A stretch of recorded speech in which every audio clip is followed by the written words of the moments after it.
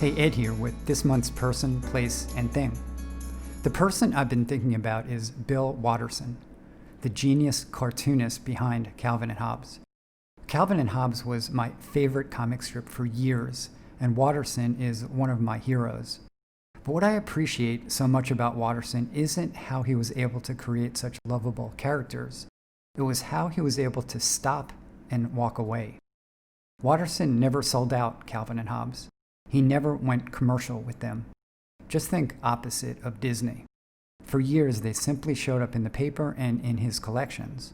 And then, when Calvin and Hobbes was at the height of popularity, Watterson announced he was done. He had taken the duo as far as he could, and he decided to stop doing the strip. I'm sure he could have kept going, and I'm even more certain he left big money on the table.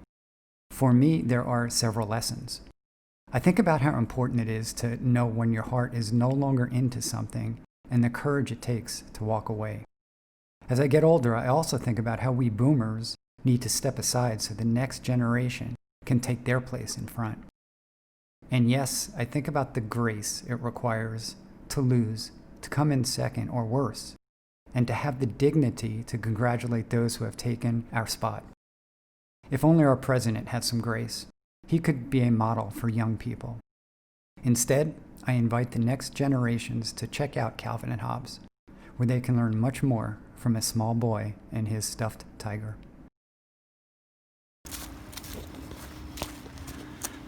Yeah, so the place I'm thinking about this month is out here in the woods. I'm very lucky. I come out here a couple times a week, put in a few miles. It's like my refuge. Get to just reflect on what's been going on. Maybe look ahead a little bit. But especially, just to be present, listening to the sounds,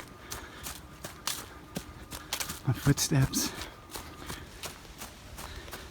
You know, the other thing being out here does for me, and this might seem a little bit counterintuitive, I get energy from it, but it calms me down. It's like it takes the nervous energy away. I'll come out here, like if I have a hard conversation coming up or a workshop I'm a little nervous about, I'll come out here, just take the edge off. I don't have that, butterfly buzz going. So I wonder, what are your woods?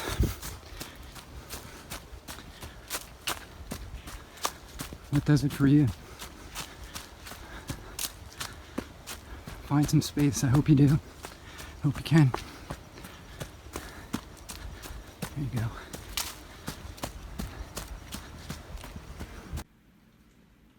And finally, let's go back inside for my thing for this month, which is perspective. My daughter's now middle child, Macy, calls me a lot using FaceTime.